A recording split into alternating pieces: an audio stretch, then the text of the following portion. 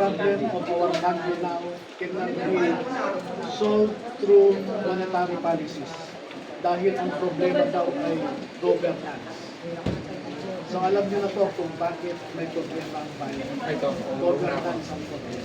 Attorney, after release ng break, saan sila? Siguro mag-lunch muna. And then matulog din muna sila kasi hindi sila nakatulog kagabi. No? Paidlip-idlip. Pero Sir, attorney, pakiulit, ilan yung piyansa at magkano piyansa? Okay, ano, For the record. for the record. for the record, ang bawat count sa bawat tao ay 18,510 ang isa.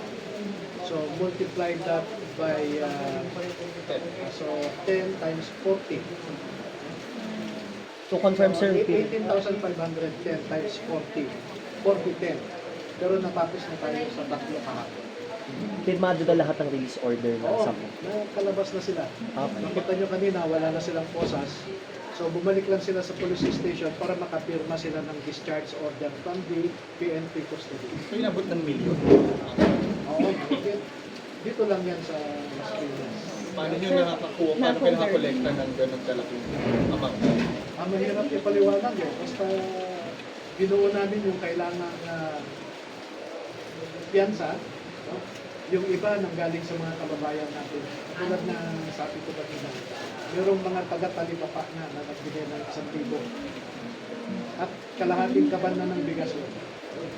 Pero, yun. What's next? Attorney? Next step.